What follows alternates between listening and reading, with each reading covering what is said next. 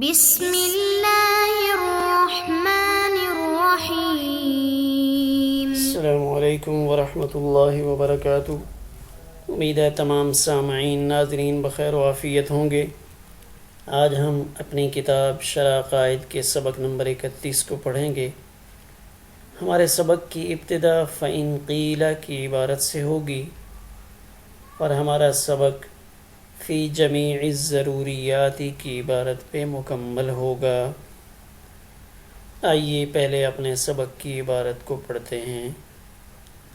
بسم اللہ الرحمن الرحیم۔ فَإِن قِيلَ الضروریات لا يقع فيها التفاوت والاختلاف ونحن نجد العلم بكون الواحد نصف الاثنين اقوى من العلم بوجود اسكندر والمتواتر قد انكرت افادته العلم جماعة من العقلاء كالسمنية والبراهمة قلنا هذا ممنوع بل قد يتفاوت انواع الضروري بواسطة التفاوت في الإلف والعادة والممارسة والاختيار بالبال وتصورات أطراف الأحكام وقد يختلف فيه مكابرة وعنادا كالسوفسطائية في جميع الضروريات۔ آئیے اب اپنے سبق کی عبارت کا ترجمہ کرتے ہیں۔ فَإِن قِيلَ پس اگر کہا جائے کہ ضروریات میں تفاوت اور اختلاف واقع نہیں ہوتا، حالانکہ ہم واحد کے نصف الاثنین ہونے کے علم کو وجود سکندر کے علم سے اقوا پاتے ہیں اور متواتر کے مفید علم ہونے کا عقلاء کی جماعتوں میں سے ایک جماعت نے انکار کیا ہے، جیسے سمنیہ اور براہمہ۔ قلنا تو ہم اس کا جواب دیں گے کہ یہ یعنی ضروریات میں تفاوت اور اختلاف نہ ہونا تسلیم نہیں ہے، ھذا ممنوع یہ منع ہے، یعنی یہ تسلیم نہیں، بلکہ قد یتفاوت انواع الضروری بلکہ ضروری کی اقسام میں بھی تفاوت ہوتا ہے، بواسطۃ التفاوت فی الالف کیسے تفاوت ہوتا ہے؟ انسیت اور عادت اور استعمال یعنی مہارت اور دل میں بات کے گزرنے اور قضیہ کے اطراف یعنی موضوع اور محمول کے تصور میں تفاوت کی وجہ سے، اور وقد یختلف فیہ مکابرۃ اور کبھی اس میں اختلاف ہوتا ہے تکبر اور ضد کی بنیاد پہ، کالسوفسطائیتی جیسا کہ سوفسطائیہ کا اختلاف ہے تمام ضروریات میں یعنی تمام بدیہیات میں۔ آئیے اب اپنے سبق کی کچھ تشریح کو دیکھتے ہیں۔ فَإِن قِيلَ جہاں سے ہمارا سبق شروع ہو رہا ہے، یہاں سے ایک اعتراض ہو رہا ہے۔ یہ اعتراض کس پر ہو رہا ہے؟ ما قبل میں علامہ تفتازانی انہوں نے متن کی شرح کرتے ہوئے دو باتیں بیان فرمائی تھیں، جن میں سے دوسری بات یہ تھی کہ خبر متواتر سے حاصل ہونے والا علم ضروری ہوتا ہے۔ تو یہ جو بات تھی کہ خبر متواتر سے حاصل ہونے والا علم ضروری ہوتا ہے، اس پر ایک اعتراض وارد ہوتا ہے، جس اعتراض کو فَإِن قِيلَ سے ذکر کیا جا رہا ہے۔ وہ اعتراض کیا ہے؟ اس کا حاصل یہ ہے کہ علوم ضروریہ میں تفاوت اور اختلاف نہیں ہوا کرتا، یعنی جو علم ضروری ہے اس میں تفاوت اور اختلاف نہیں ہوتا، لہٰذا خبر متواتر سے حاصل ہونے والا علم اگر ضروری ہوتا تو وہ دوسرے علوم ضروریہ کے مساوی ہوتا اور اس میں اختلاف بھی نہ ہوتا، حالانکہ ایسا نہیں ہے۔ اس اعتراض کو یوں بھی کہا جا سکتا ہے کہ آپ نے یہ فرمایا تھا کہ یہ علم ضروری ہوگا، حالانکہ ضروری کے اندر دو باتیں ضروری ہیں۔ پہلی بات یہ ہے کہ اس میں تفاوت نہ ہو، دوسرا اس میں اختلاف نہ ہو، اس لیے کہ اختلاف کا ہونا نظری ہونے کی علامت ہے، اور ہم دیکھتے ہیں کہ ضروریات میں تفاوت بھی ہے اور اختلاف بھی ہے۔ تفاوت کی دلیل کیا ہے کہ ضروری کے اندر تفاوت ہے؟ کہ ایک ہے سکندر بادشاہ کے وجود کا علم بھی بدیہی اور ضروری ہے، اور اس کے مد مقابل ایک اور چیز کہ 1/2 کا نصف ہے، یہ بھی ضروری ہے۔ ہیں تو دونوں ضروری، لیکن ان کے اندر فرق ہے کہ وجود سکندر کے علم کے مقابلے میں ہمارا علم قوی ہے کہ 1/2 کا آدھا ہے۔ 1/2 کا آدھا ہے، یہ علم زیادہ اہمیت کا اور زیادہ قوت کا حامل ہے بنسبت وجود سکندر کے علم کے۔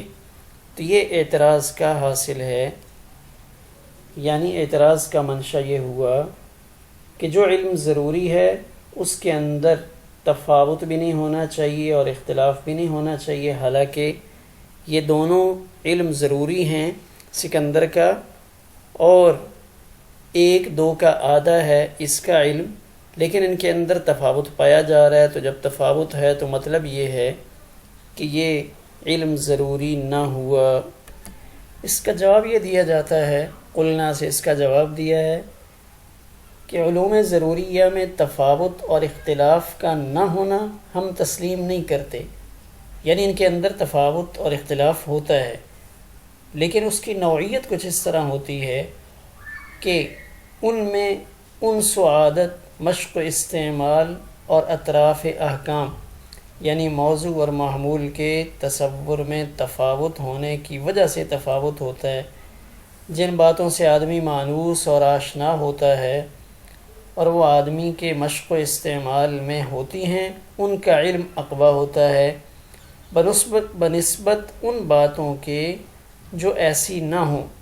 اسی طرح جن احکام کے اطراف یعنی موضوع اور محمول کا تصور آدمی کو پورے طور پہ ہوتا ہے، اس کو آدمی زیادہ واضح پاتا ہے بنسبت ان کے جو ایسے نہ ہوں۔ اسی طرح ضروریات میں تکبر اور عناد کی وجہ سے بھی اختلاف ہو سکتا ہے، جیسے سوفسطائیہ کا اختلاف تمام بدیہیات میں پایا جاتا ہے۔ یا اس کی مزید تشریح ہم اس طرح کر سکتے ہیں کہ ضروری میں من حیث الضروری تفاوت اور اختلاف نہیں ہوتا، یعنی یہ ضروری نہیں ہے کہ چونکہ یہ علم ضروریات میں شامل ہے، یہ ضروری ہے لہذا اس کے اندر اختلاف نہیں ہونا چاہیے، بلکہ تفاوت کی بنیاد یہ ہوتی ہے کہ ایک چیز سے انسان کا لگاؤ اور تعلق ہے، اس سے انس ہے، دوسری چیز سے نہیں ہے، حالانکہ دونوں ضروری ہیں، مگر اول اور ثانی میں اس تفاوت کو محسوس کرے گا، مگر یہ ضروری ہونے کی بنیاد پر نہیں، بلکہ اس بنیاد پر ہے کہ انسان کا لگاؤ اور تعلق کس سے ہے۔ اسی طرح دونوں چیزیں ضروری ہیں، مگر ایک دل میں جلدی کھٹک گئی اور دوسری میں یہ کیفیت نہیں، تو یہ بھی ان دونوں کے درمیان تفاوت ہوگا۔ ایسے ہی دو حکم ہیں، دونوں ضروری ہیں، مگر دونوں کے اطراف یعنی محکوم علیہ اور محکوم بہ میں تفاوت ہے، تو حکم کے اندر بھی تفاوت ہوگا۔ خلاصہ کلام یہ نکلتا ہے کہ ضروری میں جو عدم تفاوت ہے وہ ضروری ہونے کے اعتبار سے، یعنی اس کے اندر ہم دونوں پہلو دیکھتے ہیں۔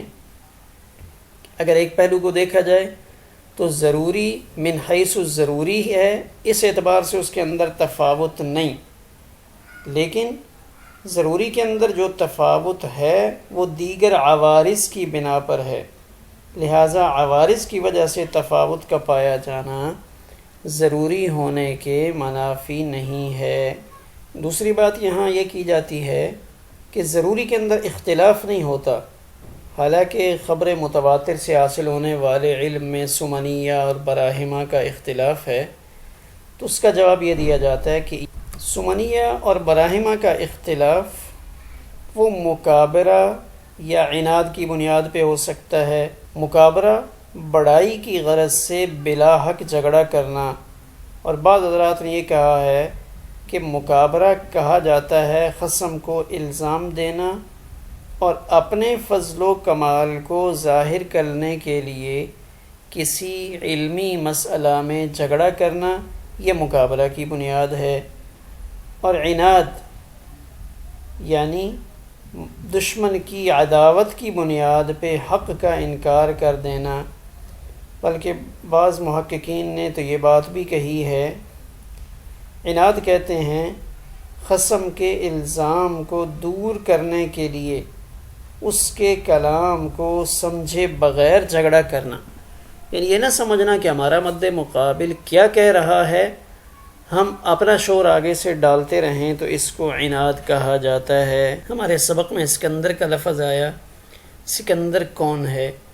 یہ روم کے ایک مشہور بادشاہ کا نام ہے جس نے ایشیا کا بیشتر حصہ فتح کیا تھا۔ 32 سال کی عمر میں، یعنی 20 سال سے شروع ہوا تھا اور 32 سال تک اس نے دنیا کا ایک بڑا حصہ فتح کیا۔ اس کو سکندر اعظم بھی کہتے ہیں۔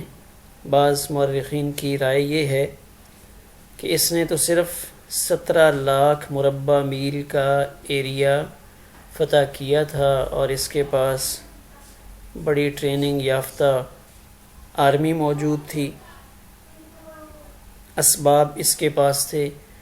اس کے مقابلے میں سیدنا عمر بن الخطاب رضی اللہ تعالی عنہ نے 22 لاکھ مربع میل کا ایریا وہ فتح کیا۔ تو بہرحال اس کو ایک بڑا فاتح مانا جاتا ہے اور اس کا نام بڑا مشہور ہے۔ ارسطو کے شاگردوں میں بتلایا جاتا ہے کہ اس کی تربیت براہ راست ارسطو نے کی تھی۔ جو ہمارا موجودہ پاکستان کا علاقہ ہے یہ بھی اس کے مفتوحہ علاقوں میں شامل ہے۔ ہندوستان یعنی انڈیا یہ بھی اس دور میں اس کے مفتوحہ علاقوں میں شامل تھا۔ بعض محققین اس کو ذوالقرنین بھی کہتے ہیں، لیکن تحقیق یہ ہے کہ یہ ذوالقرنین نہیں ہے جس کا تذکرہ قرآن مجید میں آیا ہے۔